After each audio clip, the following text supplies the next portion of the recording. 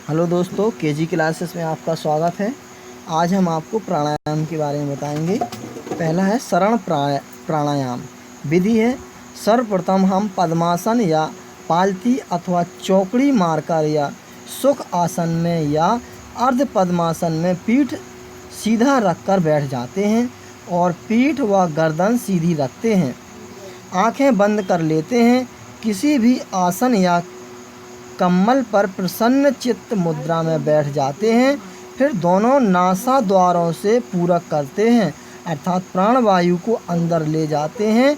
NASA द्वार द्वारा फेफड़ों तक अंदर ली गई वायु को अपने सामर्थ्य अनुसार सरलतापूर्वक फिर ली हुई अंदर की पूर्ण वायु को धीरे धीरे दोनों नासा द्वारों से मध्यम गति से बाहर छोड़ते हैं। पूर्ण वायु को अंदर लेना और पूर्ण वायु को बाहर छोड़ना सरल प्राणायाम कहलाता है। सरल प्राणायाम में क्रमशः पूरक रेचक का अनुपात 2:2 होना चाहिए। यह क्रिया 15 से लेकर 20 बार तक करते हैं। लाभ: किसी भी प्राणायाम को करने से पहले सरल प्राणायाम कर लेने से पृष्ठभूमि तैयार हो जाती है एवं श्वसन संस्थान का प्रत्येक अंग प्रत्यंग क्रियाशील होकर सभी प्राणायामों के लिए तैयार हो जाता है।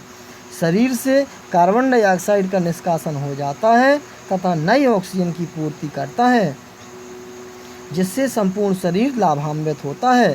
प्राणायाम मस्तिष्क की कोशिकाओं एवं स्नायुओं को शुद्ध करता है, जिससे मस्तिष्क अधिकतम क्षमता से कार्य करने के लिए प्रेरित होता है।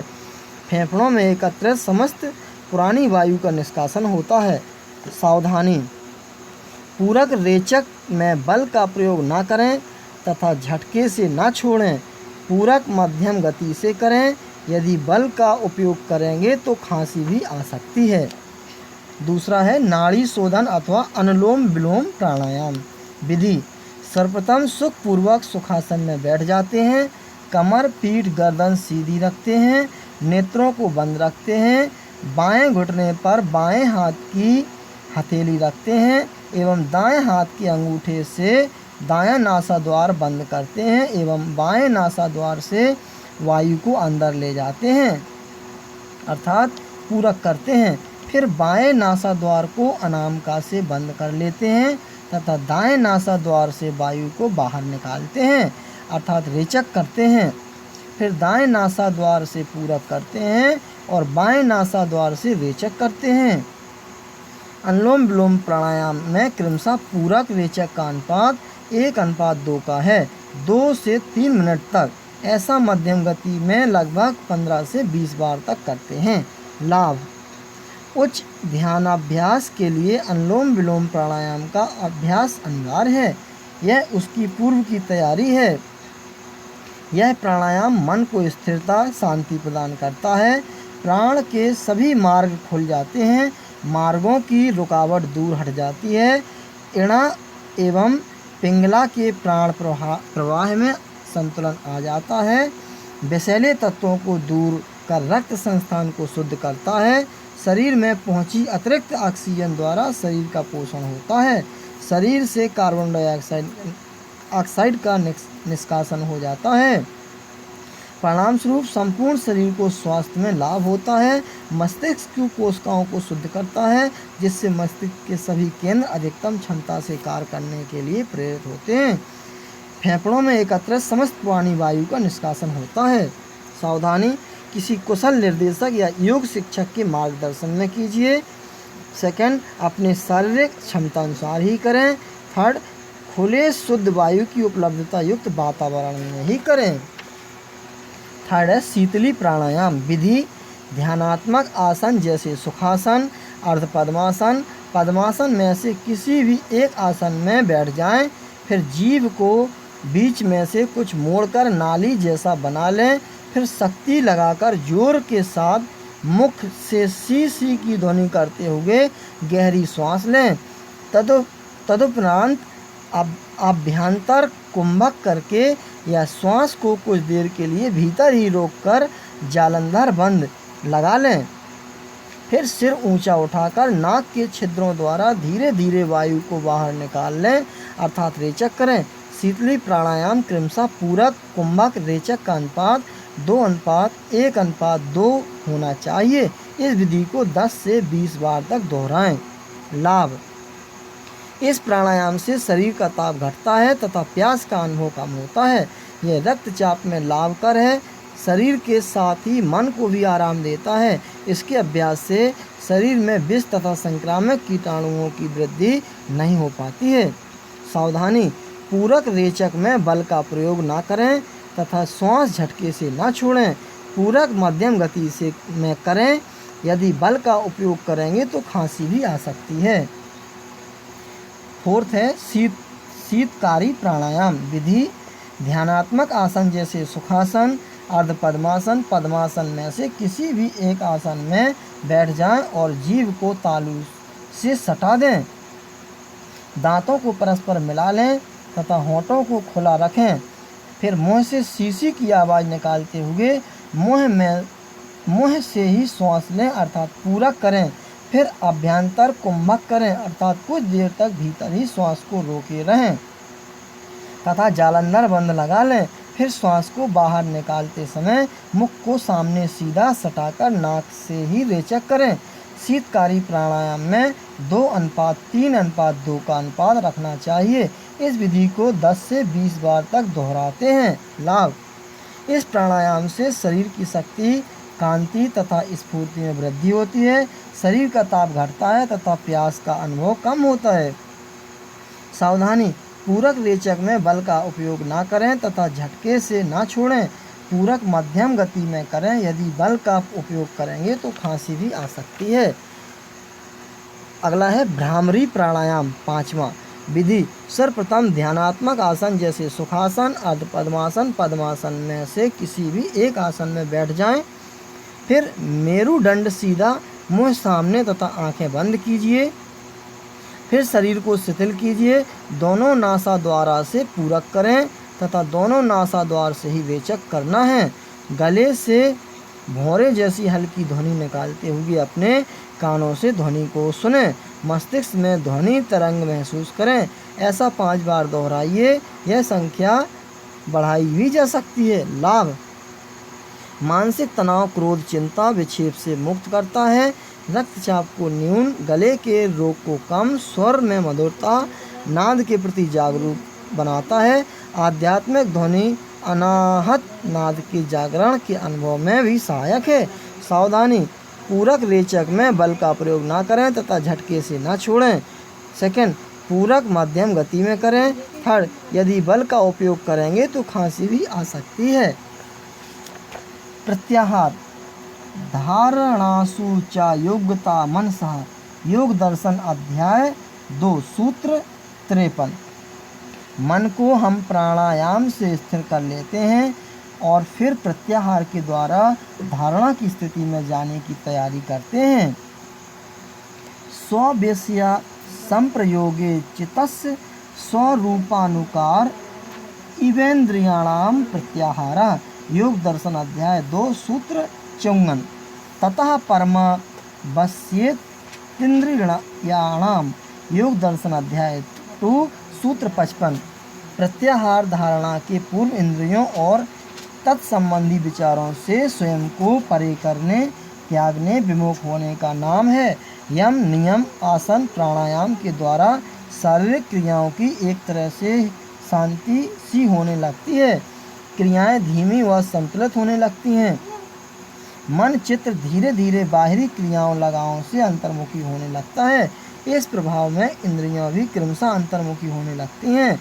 तब इंद्रियां बाह्य जगत का व्यवहार नहीं करती और उनसे परे उनके विमुख हो जाती हैं। यही प्रत्याहार है। प्रत्याहार के लिए किसी प्रशिक्षण की आवश्यकता नहीं है।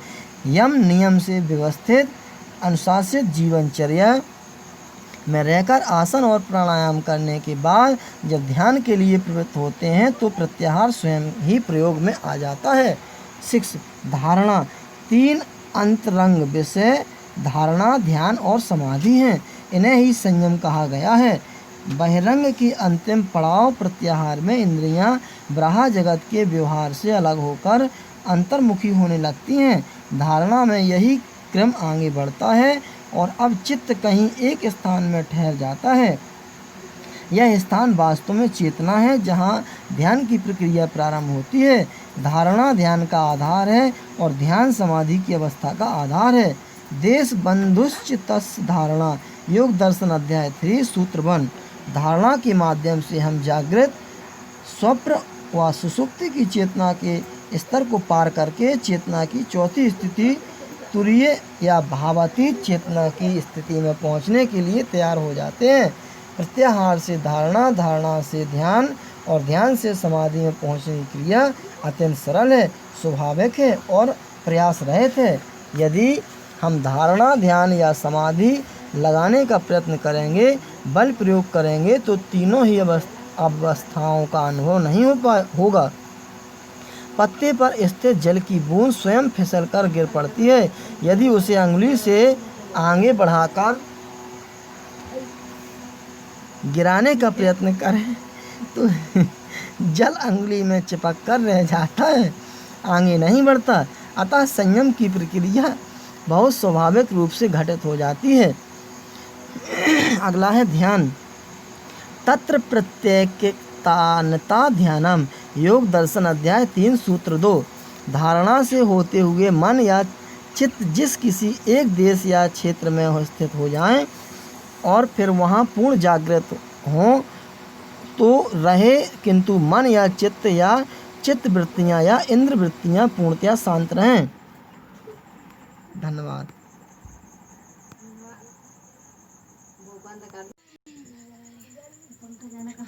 शांत रहे ना।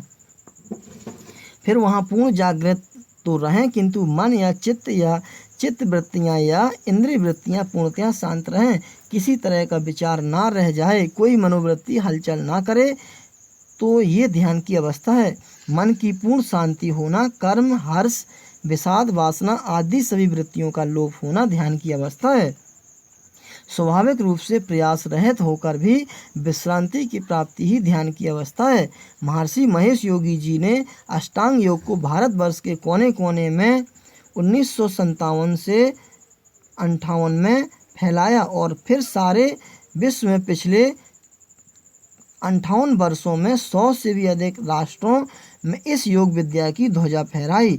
महर्षि जी ने भावातीत ध्यान की तकनीक के माध्यम से करोड़ों लोगों को ध्यानस्थ और समाधिष्ट होने का अनुभव दिया और इनके अनेकानेक लाभकारी प्रभाव दिए जो महर्षि पतंजलि और अन्य महर्षियों ने बताए हैं। भावातीत ध्यान संपूर्ण विश्व में इसलिए बहुत अधिक स्वीकार हुआ क्योंकि इस तकनीक में कोई प्रयत्न की आवश्यकता नहीं है। किसी भी धर्म, जाति, वर्ग, लिंग, विश्वास या आस्था का व्यक्ति ध्यान की इस सरल प्रक्रिया को सीखकर आजीवन इसका अभ्यास करके अनेक लाभों की प्राप्ति कर सकता है।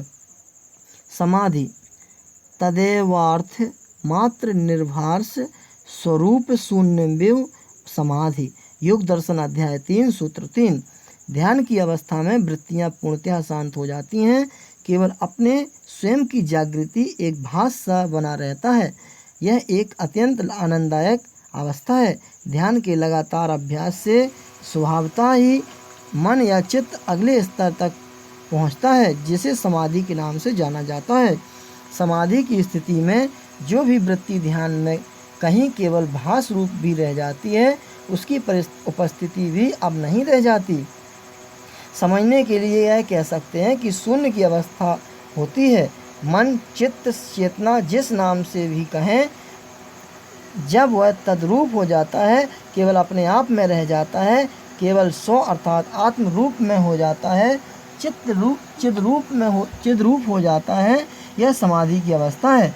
यहाँ समस्त इंद्रियां, वृत्तियों, इच्छाओं, विचारों, विकारों की परम अनुपस्थिति होती हैं। केवल आत्मा को जानती है, उसी में विचरती है, रमण करती है। यह स्थिति ही चिदानंद, परमानंद, आत्मानंद, भगवत आनंद, आत्मा से परमानंद के मिलन की स्थिति है। यही स्थिति जीवन के ब्रह्म को जाने की स्थिति है। अयम आत्मा ब्रह्मा की स्थिति है। समाधि की स्थिति और इसके परिणामों को सिद्धियों की प्राप्ति बताया गया है। ध्यान की परिपक्वता और परम दृढ़ता ही समाधि की अवस्था है। त्रयमेकत्र संयम महा, और संयम का परिणाम अव्यक्त आत्मचेतना तथा व्यक्त भौतिक रूप शरीर का प्रकाशमान होना है। महर्षि जी ने भावातीत ध्यान के अभ्यास के बाद पतंजलि योग सूत्रों पर आधारित ध्यान सिद्धि कार्यक्रम दिया। जब ध्यान के द्वारा भावातीत चेतना तक पहुंचकर स्वयं स्व में स्थित हुए समाधि की अवस्था में स्थिर होते हैं तो यह क्षेत्र समस्त योग का क्षेत्र, आधुनिक भौतिक वैज्ञानिकों ने इसे यूनिफाइड फील्ड का क्षेत्र कहा है। यह क्षेत्र